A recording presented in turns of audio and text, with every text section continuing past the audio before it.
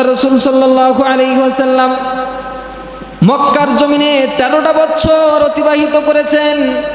মক্কার মানুষ, যেই মানুষগুলো মুহাম্মদুর রাসূলুল্লাহ সাল্লাল্লাহু আলাইহি ওয়াসাল্লামকে এত সম্মান করতেন, যেই মানুষগুলো মুহাম্মদকে আলামিন উপাধি দিয়েছিলেন, যেই মানুষগুলো মুহাম্মদকে সাদিক উপাধি দিয়েছিলেন, সিদ্দিকিন উপাধি দিয়েছিলেন, মুহাম্মদ ছিল সেই মক্কার জমিনে সবচেয়ে বড় বিশ্বস্ত মানুষ। মুহাম্মদ ছিল সেই মক্কার জমিনে সবচেয়ে বড় সত্যবাদী মানুষ। এইভাবে মক্কার ইহুদিরা মুহাম্মদ সাল্লাল্লাহু আলাইহি ওয়াসাল্লামকে উপাধি দিয়েছিলেন। কিন্তু এমন একটা সময় আসলো, যে সময় মুহাম্মদ সাল্লাল্লাহু আলাইহি ওয়াসাল্লামের কাছে আল্লাহ পাক রব্বুল আলামিন তাওহীদের বাণী পাঠিয়ে সমাজে অজ্ঞতা দূর করার জন্য, আল্লাহর তাওহীদের দাওয়াতের জন্য প্রেরণ করলেন, অনুমতি দিলেন। তখন থেকেই রাসূলুল্লাহ সাল্লাল্লাহু আলাইহি ওয়াসাল্লামের প্রতি শুরু হয়ে গেল জুলুম আর অত্যাচার। আল্লাহ পাক রব্বুল আলামিন এই জন্যই বললেন কোরআনুল কারীমের মধ্যে, আল্লাহ তাআলা বিশ্বনবী সাল্লাল্লাহু আলাইহি ওয়াসাল্লামের ব্যাপারে আল্লাহ তাআলা কোরআনুল কারীমে আল্লাহ তাআলা তার ব্যাপারে আয়াত নাযিল করে দিয়েছেন। লাকাদ কানা লাকুম ফি রাসূলিল্লাহি উসওয়াতুন হাসানাহ। আল্লাহ তাআলা বলেন, তোমাদের কাছে যে নবী আমি প্রেরণ করেছি, তোমাদের কাছে যে রসুল আমি আল্লাহ তাআলা তোমাদের কাছে প্রেরণ করেছি, এই রসুলকে আল্লাহ তাআলা এমন উত্তম চরিত্র দিয়েছেন। অন্য আয়াতে আল্লাহ তাআলা বলেন হুয়া খুলুকুন আযীম, সেই আখলাকের নাম হলো খুলুকে আযীম। এই খুলুকে আযীম আল্লাহ তাআলা রাসূলুল্লাহকে দিয়েছেন। আল্লাহর হাবিব বিশ্বনবী সাল্লাল্লাহু আলাইহি ওয়াসাল্লাম হাদিসে পাকের মধ্যে বলেন, ইন্নামা বুইস্তু, আল্লাহ তাআলা আমাকে দুনিয়াতে প্রেরণ করেছেন লিআতমামি মাকারিমিল আখলাক, যাতে করে আমি দুনিয়ার জমিনে এই আখলাকের পরিপূর্ণতা যেন আমি নবীর মাধ্যমে পৃথিবীতে হয়। রাসূলুল্লাহর মাধ্যমেই এই পৃথিবীর জমিনে আখলাকের পরিপূর্ণতা পেয়েছে, আদবের পরিপূর্ণতা পেয়েছে। এই আদব আখলাক সর্বশেষ পরিপূর্ণতা যিনি দিয়েছেন তিনি হলেন মুহাম্মদুর রাসূলুল্লাহ সাল্লাল্লাহু আলাইহি ওয়াসাল্লাম। সে রাসূলের আদর্শ আপনাকে আমাকে ধারণ করার দরকার আছে না নাই? আছে। আল্লাহ পাক রব্বুল আলামিন বলেন, ওয়া ইন্নাকা লাআলা খুলুকিন আযীম, আমি অবশ্যই হে নবী আপনার কাছে যে আখলাক দিয়েছি এটা হলো খুলুকে আযীম, এটা হলো খুলুকে আযীম। সাধারণ চরিত্র যেটা খুলুকে হাসান, সে চরিত্রও আমাদের কাছে নেই। যেটা সাধারণ চরিত্র খুলুকে হাসান যেটাকে বলে, এই চরিত্রটাও আমরা অবলম্বন করতে পারি নাই। কারীম আর আযীম এটা তো পরবর্তী হিসাব। আমরা অন্যের ক্ষতি করার জন্য সার্বক্ষণিক প্রস্তুত, কিন্তু নিজের ক্ষতি হতে দেব না। আরেকজনকার ক্ষতি করব, সেখানে ন্যায় বিচারে নিজেও ন্যায় বিচার কেউ চায় না, অন্য কেউ ন্যায় বিচার করতে দেয় না। নিজেও ন্যায়ের পক্ষে কথা বলতে পারি না, অন্য কেউ ন্যায়ের পক্ষে কথা বলতে দেই না। আমাদের সমাজের কালচার, বর্তমান পরিস্থিতি হয়েছে এটা। আল্লাহ পাক রব্বুল আলামিন রাসূলুল্লাহ সাল্লাল্লাহু আলাইহি ওয়াসাল্লামকে দুনিয়ার জমিনে এমন একটা সময়ে পৃথিবীর জমিনে আল্লাহ তাআলা পাঠিয়েছেন, যে সময় পুরা পৃথিবীতে অন্ধকারশূন্য ছিল। এমন এক অন্ধকার, যে অন্ধকারের নাম হলো জাহিলিয়াত, মূর্খতার অন্ধকার। এই জাহিলিয়াতের অন্ধকারের মধ্যে আল্লাহ পাক রব্বুল আলামিন এমন একটা নূর দুনিয়ার জমিনে পাঠাইলেন, যেই নূর ছিল এই দুনিয়ার জমিনের প্রত্যেকটা মানুষের জন্য হলো হেদায়েতের নূর। হেদায়েতের নূর রাসূলুল্লাহ সাল্লাল্লাহু আলাইহি সাল্লামকে আল্লাহ তাআলা এই জমিনে হেদায়েতের নূর স্বরূপে পৃথিবীর জমিনে পাঠিয়েছেন। কিসের নূর? হেদায়েতের নূর। আল্লাহর হাবিব বিশ্বনবী সাল্লাল্লাহু আলাইহি ওয়াসাল্লাম 40 বছর বয়সে তিনি নবুয়ত পেয়েছেন। নবুয়ত পাওয়ার পর 40 বছর বয়স থেকে নিয়ে আল্লাহর হাবিব বিশ্বনবী সাল্লাল্লাহু আলাইহি ওয়াসাল্লাম মক্কার জমিনে জীবন যাপন করেছেন 13 বছর। কত বছর? 13 বছর। রাসূলুল্লাহর নবুয়তের পরবর্তী কত বছর তিনি বেঁচে ছিলেন? 23 বছর। কত বছর? 23 বছর। মক্কার জমিনে ছিলেন 13 বছর আর মদিনার জমিনে ছিলেন 10 বছর। আর আল্লাহ রাসূল সাল্লাল্লাহু অত্যাচার, তাহলে এটার দ্বারা কি বোঝা যায়? সমাজে যে ব্যক্তি ন্যায়ের কথা বলবে, সমাজে যে ব্যক্তি ন্যায়ের পক্ষপাতিত্ব করবে, এর দুশমন কম না বেশি? বেশি। এর দুশমন, যে ন্যায়ের পক্ষপাতিত্ব হয়ে থাকবে, এর দুশমন বেশি, এর পিছনে লোক বেশি। এটা তো সেই পৃথিবীর শুরু জামানা থেকেই সেই সিস্টেমেই চলে আসতেছে, সে সিস্টেমেই চলে আসতেছে। আমরা তো স্বাভাবিক একটা ধারণা করে বসি, অমুক লোকের এতগুলো দুশমন, লোকটা মনে হয় খারাপ, লোকটা মনে হয়, কথা বলে না, বলি কি না? দুশমন হয় ঠিক আছে, খারাপের কারণেও মানুষের দুশমনী বাড়ে, কিন্তু ন্যায়ের পক্ষপাতিত্ব যারা করে এদের দুশমন বেশি, এদের দুশমন বেশি। কিন্তু ন্যায়ের পক্ষপাতিত্ব যারা করে এদের দুশমন বেশি হওয়া সত্ত্বেও আল্লাহ সেই দুশমনকে পরাজিত করে দেয়, ঠিক কিনা? সেই দুশমনকে সব সময় কি করে? পরাজিত করে, লাঞ্ছিত করে। রাসূলুল্লাহ সাল্লাল্লাহু আলাইহি ওয়াসাল্লাম নবুয়ত পাওয়ার পর মক্কার জমিনে 3টি বছর গোপনে গোপনে দাওয়াত দিয়েছেন মানুষের কাছে, 3টি বছর গোপনে গোপনে দাওয়াত দিয়েছেন। ওমরে ফারুক রাদিয়াল্লাহু তাআলা আনহু রাসূলুল্লাহকে বলেন, ইয়া রাসূলুল্লাহ, ইয়া হাবিবাল্লাহ, আমরা যে ইসলামের দাওয়াত পেয়েছি, আমরা যে কালিমার দাওয়াত পেয়েছি, এই কালিমা সত্য নাকি মিথ্যা? রাসূলুল্লাহ সাল্লাল্লাহু আলাইহি ওয়াসাল্লাম বলেন, ওমর রে, অবশ্যই অবশ্যই এই কালিমা সত্য, আল্লাহ সত্য, আল্লাহর দাওয়াত সত্য, তাওহীদের বাণী সত্য, এই কোরআন সত্য। ওমর ফারুক রাদিয়াল্লাহু তাআলা আনহু বলে, ইয়া রাসূলুল্লাহ, ইয়া হাবিবাল্লাহ, যদি তাওহীদের বাণী সত্য হয়, কোরআনের বাণী যদি সত্য হয়, আল্লাহর কালাম যদি সত্য হয়, তাহলে আজকের থেকে আমি ওমর ফারুক আর কারো কাছে গোপনে দাওয়াত নিয়ে যেতে পারবো না। আজকের থেকেই মক্কা আল্লাহর ঘরের সামনে তলোয়ার হাতে নিয়ে মানুষকে দাওয়াত দিব। সুবহানাল্লাহ। ওমর ফারুক বলে, এই দাওয়াত যদি, এই কালিমা যদি সত্য হয়, তাহলে আর কেন গোপনে দাওয়াত? সত্য জিনিস সেটা আমরা প্রকাশ্যে করব ইনশাআল্লাহ। এটা হলো ওমর ফারুকের উক্তি। তখন থেকেই যখন প্রকাশ্যে দাওয়াত শুরু হয়ে গিয়েছে, তাওহীদের দাওয়াত প্রকাশ্য শুরু হয়ে গেল, শুরু হয়ে যাওয়ার পরে এই প্রকাশ্য দাওয়াত চলল প্রথমত 2 বছর। কত বছর? গোপনে চলছে কত বছর? 3 বছর। আর প্রকাশ্য প্রথমত চলল 2 বছর, 3 আর 2 5 বছর। আল্লাহ পাক রব্বুল আলামিনের হাবিব বিশ্ব নবী সাল্লাল্লাহু আলাইহি ওয়াসাল্লাম প্রকাশ্য যখন দাওয়াত শুরু করলো, বরাবর 2টি বছর পর্যন্ত রাসূলুল্লাহ সাল্লাল্লাহু আলাইহি ওয়াসাল্লামের প্রতি মিথ্যা অপবাদ শুরু হয়ে গেল। কি অপবাদ? মিথ্যা অপবাদ। 2টি বছর রাসূলুল্লাহর উপরে মিথ্যা অপবাদে তিনি একবারে মক্কার জমিনে প্রত্যেকটা কাজে, প্রত্যেকটা অবস্থায় রাসূলুল্লাহকে মিথ্যা অপবাদে ভরে দিয়েছে মক্কার ইহুদিরা। যে রাসূলুল্লাহকে বলছিল সাদিক, সত্যবাদী, সেই রাসূলুল্লাহর নামে মিথ্যা অপবাদ দিল, রাসূলুল্লাহ মিথ্যাবাদী, বলে নাউজুবিল্লাহ।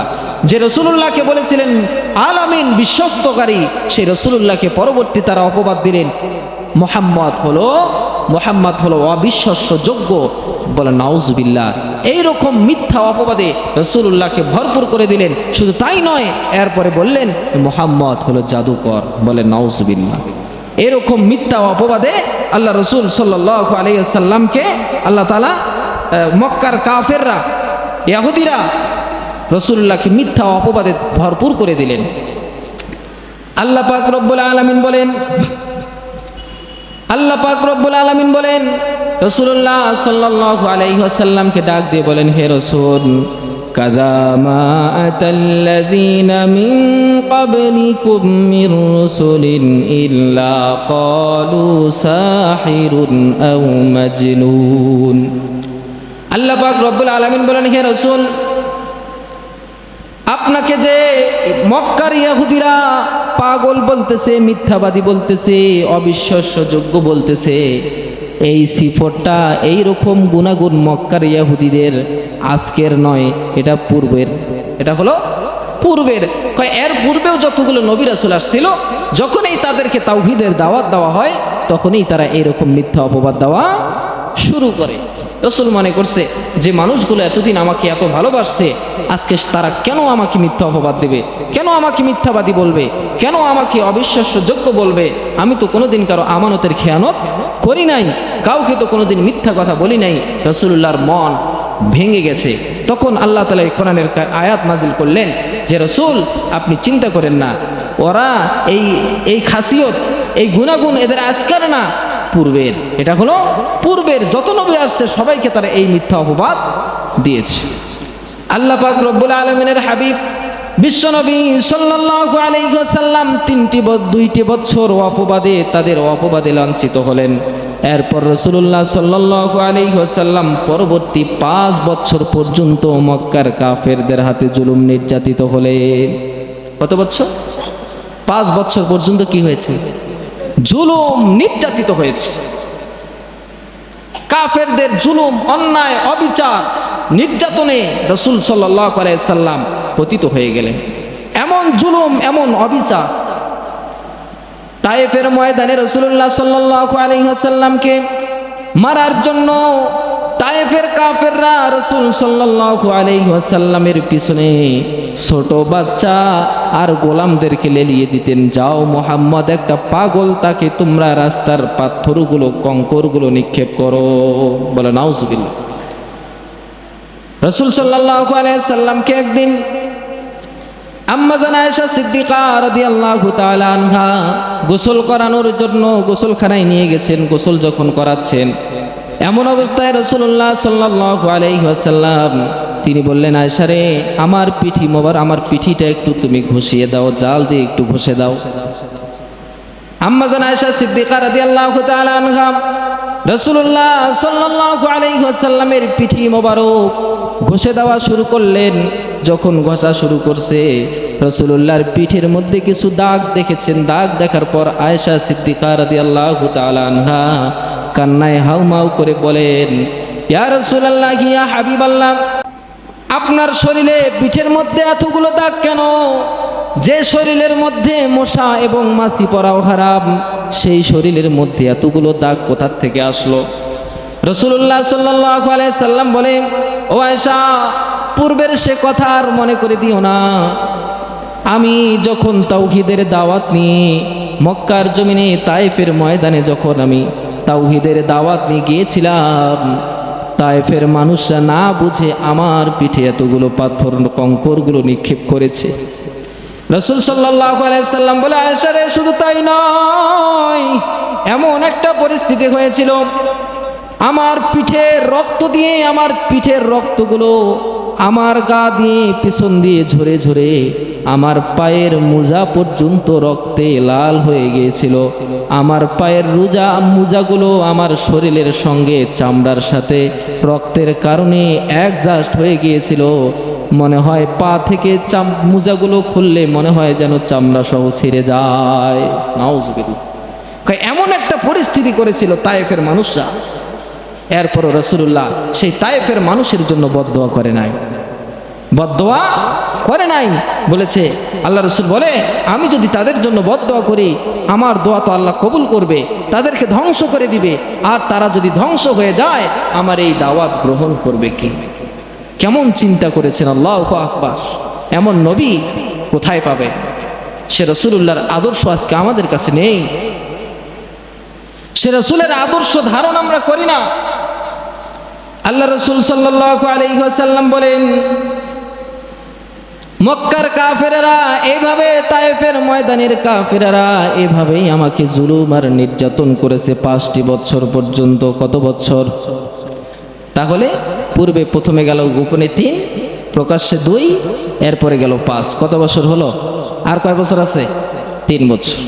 মক্কার জমিনের 13টা বছরের ইতিহাস বলতেছি আপনাদের সংক্ষেপে।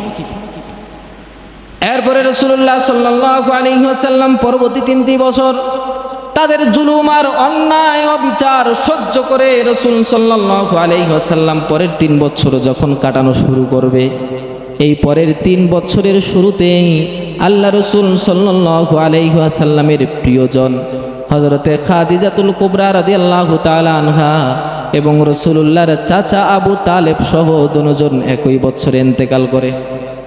কেমন কষ্টের জীবন! রাসূলুল্লাহর যে সাহারা ছিলেন, যে একটা মাথা ঠুকার একটা জায়গা ছিল, রাসূল বলেন আমার ব্যক্তিগত আমার স্বস্তি আমি যেখানে পেতাম সেটা হলো আমার বিবি খাদিজাতুল কুবরা, আর একজন ছিল আমার চাচা আবু তালেব। সেই দুইজন ব্যক্তি একই বছরে মারা যায়। সেই দুইজন ব্যক্তি একই বছরে মারা যায়।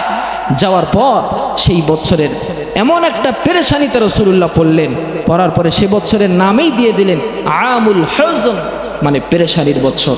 কিসের বছর? পেরেশানির বছর। এই পেরেশানিতে রাসূলুল্লাহ কাটাইলেন। পরবর্তী 3 বছরেই প্রথম বছরে রাসূলুল্লাহ সাল্লাল্লাহু আলাইহি ওয়াসাল্লাম এত পেরেশানি পাওয়ার পরেও তাওহীদের দাওয়াত বন্ধ করে নাই। আল্লাহ তাআলা কোরআনুল কারীমে রাসূলুল্লাহকে আয়াত নাজিল করে দিলেন।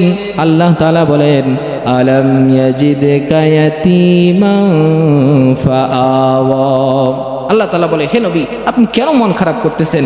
আমি আল্লাহ আপনাকে কি দুনিয়ার জমিনে এতিম অবস্থায় পাইনি? যখন আপনি দুনিয়ার জমিনে প্রথম জন্মগ্রহণ করে এসেছিলেন আপনার বাবা ছিল না, আপনার জন্মের পূর্বেই তো আপনার বাবা দুনিয়ার জমিন থেকে চলে গেছে, আপনাকে কি আমি এতিম পাই নাই? আলাম ইয়াজিদকা ইয়াতীমান ফাআওয়া, অতঃপর আপনাকে বাসস্থানের ব্যবস্থাও করে দিয়েছি। তো আজকে আপনার বাবা না থাকা অবস্থায় যদি আমি আপনাকে বাসস্থানের ব্যবস্থা করে দিতে পারি, আজকে আপনার স্ত্রী আর চাচা না থাকলে পরবর্তীতে আর কি আল্লাহ তাআলা আরো ভালো ব্যবস্থা করে দিবে না? তখন রাসূল সাল্লাল্লাহু আলাইহি সাল্লাম আরো স্বস্তিবোধ মনে করে এরপরে তাওহীদের দাওয়াত আবার শুরু করলেন জোরদারভাবে। রাসূলুল্লাহ সাল্লাল্লাহু আলাইহি সাল্লাম যখন তাওহীদের দাওয়াত আবার শুরু করলেন, মদিনা থেকে কিছু কাফেলা মক্কার রাস্তা দিয়ে মক্কার রাস্তা দিয়ে তারা ব্যবসা বাণিজ্যের জন্য সব সময় যাইতো। আর মক্কার এক প্রান্তে তারা একটি তাঁবু করতো রাত্রে যাপন করার জন্য। কি করত? তাঁবু করত, সেখানে রাত্রি যাপন করবে। এই তাঁবুর মধ্যে রাসূল সাল্লাল্লাহু আলাইহি সাল্লাম যখন দেখতেন সেখানে তাঁবু, কারণ মক্কার মানুষের কাছে যাইতে পারতেছে না, যেখানে যায় মারে, যেখানে যায় অপমান করে, লাঞ্ছিত করে, বিভিন্ন রকমের কষ্ট দেয়, রাসূলুল্লাহ যাইতে পারতেছে না। এরপরে তিনি দাওয়াত কাকে দিবেন? ওই কাফেলাকে প্রতিদিন যায় দাওয়াত দেওয়া শুরু করে। প্রথম বছর সেই কাফেলার মধ্যে 3 জন মানুষ দাওয়াত গ্রহণ করেছে। কয়জন? 3 জন। 3 জন মানুষ রাসূলুল্লাহ দাওয়াত গ্রহণ করেছে। এর পরবর্তী দ্বিতীয় বছরে রাসূল সাল্লাল্লাহু আলাইহি সাল্লামের কাছে আরো 2 জন দাওয়াত গ্রহণ করেছে। কতজন হলো? 5 জন। ওই 5 আবার ব্যবস্থা করেছে 7 জন। কতজন? ওই বছরেই ওই কাফেলায় তারাও দাওয়াত দিয়েছেন কতজনকে? 7 জন। 7 5 কত হলো? 12 জন। এই 12 জন দ্বিতীয় বছর তারা দাওয়াত পেয়ে, রাসূলুল্লাহর কাছে কালিমার দাওয়াত পেয়ে তারা মদিনাতে যাওয়ার পর, ওই সময় আমরা এখন যেটাকে মদিনা বলি সেটা ওই মদিনার নাম ছিল ইয়াসরি। কি নাম ছিল? ইয়াসরি। ইয়াসরির জমিনে তারা চলে গেল। যাওয়ার পর সেখানে দাওয়াতের কাজ শুরু করলো। শুরু করার পর পরবর্তী 3য় বছরে রাসূলুল্লাহর কাছে তারা তাওহীদের দাওয়াত নিয়ে এসেছেন 72 জন। কতজন? মদিনা থেকে কতজন আসছে? 72 জন। তার মধ্যে ছিল 70 জন পুরুষ আর 2 জন মহিলা। মোটে কতজন? 72 জন। প্রথম বছরে দাওয়াত পেয়েছে কয়জন? 2 জন। পরবর্তী 3 জন। পরবর্তী বছরে 2 জন, 2 জন, 3 জন, 5 জন। ওই বছরে আবার ওই 5 জনের আবার কতজনকে দাওয়াত দিছে? 7 জন, 12 জন। এই 12 জনের তৃতীয় বছরে দাওয়াত দিয়ে নিয়ে আসছে কতজনকে? মোটে 72 জন। এই 72 জন তৃতীয় বছরে রাসূলুল্লাহ সাল্লাল্লাহু আলাইহি সাল্লামের কাছে এসে হাতে হাত রেখে সকলেই কালিমায়ে তয়্যিবা একসাথে পড়লেন, বলেন লা ইলাহা আশহাদু আল্লা ইলাহা ইল্লাল্লাহু ওয়াহদাহু লা শারীকা লাহু ওয়া আশহাদু আন্না মুহাম্মাদান আবদুহু ওয়া রাসূলুহু। আল্লাহ রাসূল সাল্লাল্লাহু আলাইহি ওয়াসাল্লাম তাদেরকে কালিমার দাওয়াত দিলেন, সকলেই কালিমা গ্রহণ করলেন। আল্লাহ রাসূল সাল্লাল্লাহু আলাইহি ওয়াসাল্লাম তাদেরকে বললেন, হে ইয়াসরিবাসীরা, তোমাদেরকে যেই দাওয়াত তো আমি দিলাম, এই দাওয়াত শুধু মুখে মুখে ধারণ করলে হবে না, এই দাওয়াত এমনভাবে নিতে হবে, এই দাওয়াতের জন্য তোমার জান যেতে পারে, মাল যেতে পারে, সন্তান যেতে পারে, সম্পদ যেতে পারে। এটার জন্য তোমাদেরকে প্রস্তুত হতে হবে। তোমরা প্রস্তুত থাকবানি। 72 জন মানুষ সকলেই এক আওয়াজে আওয়াজ দিল, সকলেই বলল ইয়া রাসূলুল্লাহ, ইয়া হাবিবাল্লাহ, আপনার যেই কালিমার প্রতি আমরা দাওয়াত গ্রহণ করেছি, আমরা আপনার হাতে ওয়াদাবদ্ধ হলাম মৃত্যু পর্যন্ত এই দাওয়াতের উপর অটল থাকব। যতদিন জীবন আছে এই তাওহীদের জন্য আমরা প্রত্যেকটা মানুষ জান মাল দিতে প্রস্তুত রয়েছি। সুবহানাল্লাহ। আল্লাহর সাহায্য আসা শুরু হয়েছে ওই বছরেই। তারপর সেই ৭২ জন মানুষ রাসূলুল্লাহকে প্রস্তাব দিলেন। কি দিলেন? প্রস্তাব দিলেন কি? কারণ ওনারা যে এতদিন থেকে মক্কার এই রাস্তা দিয়ে কাফেলা দিয়ে যায়, আবার মুহাম্মদ সাল্লাল্লাহু আলাইহি সাল্লামের কাছে দাওয়াত পায়, কিন্তু মুহাম্মাদের ব্যাপারে কি তারা শুনে নাই? তারা শুনছে যে এতদিন পর্যন্ত এই মক্কার কাফেররা ইহুদিরা মুহাম্মদকে কি রকম নির্যাতন করেছে, কি রকম জুলুম করতেছে, এই জিনিসগুলো তারা সকলেই জেনে ফেলেছে, অবগত হয়েছে। এরপরে এগুলো জানার কারণে তারা রাসূলুল্লাহকে প্রস্তাব দিলেন, ইয়া রাসূলুল্লাহ, আমরা ৭২ জন আছি, আমরা এখান থেকে আপনাকে মদিনায় ইয়াসরিতে নিয়ে যেতে চাই, ইয়াসরিতে নিয়ে যেতে চাই। রাসূল সাল্লাল্লাহু আলাইহি সাল্লাম তখন কিছুই বললেন না। রাসূল বলল, তোমরা প্রস্তাব দিয়েছো, এটার জন্য আমি খুশি, আলহামদুলিল্লাহ, তবে আল্লাহর আদেশ ছাড়া আমি কোথাও যেতে পারবো? আল্লাহ যদি হুকুম করে তো আমি সেখানে যাব ইনশাআল্লাহ। এরপরে হযরতে আবু বকর সিদ্দিক রাদিয়াল্লাহু তাআলা আনহু ইয়াসরিবাসীর সাথে বসলেন। বসার পরে বললেন, তোমরা যে মুহাম্মদকে নিয়ে যেতে যাচ্ছ, এই মুহাম্মদকে তোমরা যদি নিয়ে যাও সেখানে নিয়ে যাও, এবং সেই জায়গায় উপস্থিত ছিলেন হযরতে আব্বাস রাদিয়াল্লাহু তাআলা আনহু। আব্বাস রাদিয়াল্লাহু তাআলা আনহু তো হলেন রাসূলুল্লাহর চাচা। তো রাসূলুল্লাহর ব্যাপারে তিনি ইয়াসরিবাসীকে বললেন, তোমরা যে মুহাম্মদ আমার ভাতিজাকে নিয়ে যেতে চাচ্ছ, মুহাম্মদকে যখন তোমরা ইয়াসরিতে নিয়ে যাবা, তোমাদের উপর অনেক রকমের জুলুম, অন্যায়, অবিচার হতে পারে, তোমাদের উপর রাষ্ট্রীয় চাপ আসতে পারে, এগুলোকে কি তোমরা ঠেকাইতে পারবা? এটার জন্য যুদ্ধ বিদ্রোহ হতে পারে। এই যুদ্ধ বিদ্রোহ করার জন্য, জান বিলিয়ে দেওয়ার জন্য, মাল বিলিয়ে দেওয়ার জন্য তোমরা কি প্রস্তুত আছো? ইয়াসরিবাসী সকলেই বলল, ইসলাম যখন গ্রহণ করেছি, এই কালিমায়ে শাহাদাতের উপর মৃত্যুবরণ করার জন্য আমরা সর্বক্ষণিক প্রস্তুত আছি। আল্লাহু আকবার। সমস্ত ইয়াসরিবাসী প্রস্তুত হয়ে গেলেন। এরপরে আল্লাহর আদেশ আসলো, আল্লাহ রাসূল সাল্লাল্লাহু আলাইহি সাল্লাম তাদের সঙ্গে হিজরত করে মক্কা থেকে কোথায় গেলেন? মদিনায় গেলেন। তাহলে এই মক্কার 13টি বছর রাসূলুল্লাহর জীবনী, সংক্ষিপ্ত জীবনী এটাই ছিল। প্রথমে ছিল 3, এরপরে 2, এরপরে 5, এরপরে 3। মনে থাকবে? 3, 2, 5, 3, সোজা কথা। 3, 2, 5, 3। প্রথম 3 বছর হলো গোপনে দাওয়াত, 2 বছর তিনি অপবাদের শিকার, 5 বছর জুলুমের শিকার, পরবর্তী 3 বছর তেনার পেরেশানির বছর, অর্থাৎ চাচাও মারা গেছে এবং স্ত্রীও মারা গেছেন। এরপরে তিনি সেখান থেকে হিজরত করে মদিনায় চলে গেছেন। এটা ছিল তেনার মক্কার 13টি বছরের সংক্ষিপ্ত ইতিহাস। প্রিয় উপস্থিতি, আপনাদেরকে যেটা বলতে চাইলাম, রাসূলুল্লাহ সাল্লাল্লাহু আলাইহি সাল্লাম এই জমিনে আগমন করেছিলেন এই রবিউল আউয়াল মাস। কোন মাস? রবিউল আউয়াল মাস। তবে অনেক মুফাসসিরিনে ইকরাম বা অনেক মুহাদ্দিসিনে ইকরাম এই ব্যাপারে অনেকগুলো মতানৈক্য বিষয় রেখেছেন যে রবিউল আউয়াল মাস রাসূল, অনেকে মাসের ব্যাপারেও ইখতিলাফ করেছে যে না, রবিউল আউয়াল মাস উনি জন্মগ্রহণ করে নাই, কারণ তিনি যখন জন্মগ্রহণ করেছিল তখন তো আর হিজরি সন ছিল না, ছিল না। হিজরতের পরের থেকেই কি শুরু হয়েছে? হিজরি সন শুরু হয়েছে। তো হিজরতের পরের থেকে যখন হিজরি সন শুরু হয়েছে, সেখান থেকে পিছনের দিকে হিসাব করতে করতে করতে করতে এই হিসাবটা বের করা হয়েছে। এখন যখন সেখান থেকে পূর্বের হিসাব টানছে, সেখানে তো কিছু ভুল ত্রুটি থাকতেই পারে। এই জন্য এগুলোর ব্যাপারে ইখতিলাফ রয়েছে। কি রয়েছে? ইখতিলাফ, মতানৈক্য রয়েছে। এর মধ্যে রাসূলুল্লাহর জন্মের তারিখটার ব্যাপারে গুরুত্বপূর্ণ ইখতিলাফ। জন্মের তারিখের ব্যাপারে কেউ বলেছেন 7 তারিখ, রবিউল আউয়াল মাসের কত তারিখ? 7 তারিখ।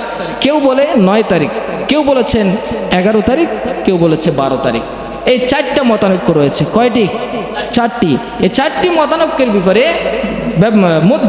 এর মধ্যে গ্রহণযোগ্য একটা কৌল বা মতামত অনেকেই গ্রহণ করেছেন, যারা ইতিহাসবিদ যারা রয়েছেন তাদের মধ্যে অনেকে যারা গ্রহণ করেছেন সেটা হলো রবিউল আউয়াল মাসের 9 তারিখ। কত তারিখ? 9 তারিখ। আর 12 তারিখের ব্যাপারে, এটার ব্যাপারেও অনেকেই মত দিয়েছেন যে না, তেনার জন্মগ্রহণ ছিল কত তারিখ? 12 তারিখ। তবে বারের ব্যাপারে কোনো সন্দেহ নেই, ইখতিলাফ নেই। বার ছিল সোমবারই। বার কোন দিন ছিল? সোমবারই। তবে রাসূলুল্লাহর মৃত্যু 12 তারিখ সোমবার হয়েছে, 12 তারিখ হয়েছে, রবিউল আউয়াল মাসের 12 তারিখ হয়েছে, এটা নিশ্চিত। রাসূলুল্লাহর মৃত্যু রবিউল আউয়াল মাসের 12 তারিখ হয়েছে, এটা ইতিহাসের পাতায় এটা নিশ্চিত। কারণ ওই সময় তো বৎসর, সাল এবং তারিখ বিদ্যমান ছিল, যার কারণে সেটা ইতিহাসের পাতায় লেখা হয়েছে। কিন্তু ওই সময় বৎসর, সাল এগুলো তারিখ নির্ধারণ না থাকায় সেটাকে নির্ধারণ করা হয় নাই। তো প্রিয় উপস্থিতি, যেটা বলতে চাচ্ছিলাম, রাসূলুল্লাহ সাল্লাল্লাহু আলাইহি সাল্লামের আগমনে মক্কার জমিনে সর্বপ্রথম যিনি জশ্নে জুলুস বা মিছিল নিয়ে র্যালি করেছিলেন, সেটা তিনি ছিলেন রাসূলুল্লাহর দাদা আব্দুল মুত্তালিব। কে ছিল? রাসূলুল্লাহর দাদা আব্দুল মুত্তালিব। তো এই র্যালির মধ্যে, এই মিছিলে, এই র্যালি আর এই মিছিল, সেখানে কিন্তু ইসলামিক কোনো কৃষ্টি কালচার আদর্শ সেখানে ছিল। এদিকে আকর্ষণ, এদিকে মনোযোগ দেন। রাসূলুল্লাহর জন্মের সময় তখন কি ইসলামী শরিয়া আইন ছিল? ইসলামিক কৃষ্টি কালচার ছিল? ইসলামিক কোনো আদর্শ ছিল না। সেখানে আব্দুল মুত্তালিব তেনাদের ওই জাহিলিয়াতের রীতিনীতি অবস্থায়, তিনি জাহিলিয়াতের রীতিনীতিতে একটা র্যালি করেছিলেন। তেনার পুত্র, তেনার সন্তানের, তেনার ঘরের থেকে একজন নাতি জন্মগ্রহণ করার কারণে। কারণ মক্কার জমিনে উঁচু বংশধর ছিলেন আব্দুল মুত্তালিব, কুরাইশ বংশ। কি বংশ? কুরাইশ বংশ। তো সে বংশে একজন নাতি আসছেন, এটার জন্য তো সকলে মিলে একটু আনন্দ উৎসব করতেই হয়। এখন এই জিনিসটাকে আমরা কেন জাহিলিয়াতের রীতিনীতি বলবো? এজন্যই বলবো যে এটা যদি জাহিলিয়াতের রীতিনীতি না হতো, তাহলে রাসূল সাল্লাল্লাহু আলাইহি সাল্লামের যারা সবচেয়ে বড় আশিকিন ছিলেন, যারা সবচেয়ে বড় ভালোবাসার মানুষ ছিলেন, তারা হলো কারা? সাহাবায়ে ইকরাম। তারা হলো কারা? সাহাবায়ে ইকরাম। এই সাহাবায়ে ইকরামের জীবনীতে রাসূলুল্লাহর 40 বছর নবুয়তের বছর থেকে নিয়ে একদম সাহাবায়ে ইকরামের মৃত্যু পর্যন্ত, তাবিঈন, তবে তাবিঈন, আইম্মায়ে মুজতাহিদিন, এই পর্যন্ত যদি আপনারা যান, পরবর্তী 300-600 বছর, কত বছর? রাসূলুল্লাহ ইন্তেকালের কত বছর? পরবর্তী 600 বছর পর্যন্ত এইরকম কোনো রীতিনীতি রাসূলুল্লাহর জন্মের আগমনে রবিউল আউয়াল মাসের 12 তারিখ লক্ষ্য করে, উদ্দেশ্য করে কোনো র্যালি আর মিছিল বের করা হয় নাই। তো যেহেতু সেই সোনালী যুগে যারা রাসূলকে সবচেয়ে বেশি মেনেছেন, যারা রাসূলুল্লাহর আদর্শ সবচেয়ে বেশি ধারণ করেছে, তারা যেহেতু এই র্যালি আর মিছিলকে তারা গ্রহণ করে নাই, তাহলে এটা কি ইসলামের কৃষ্টি কালচার ছিল বলে মনে হয়? হ্যাঁ, না। কারণ রাসূলুল্লাহ সাল্লাল্লাহু আলাইহি সাল্লাম, তেনার ব্যাপারে আল্লাহ তাআলা বলেছেন কি?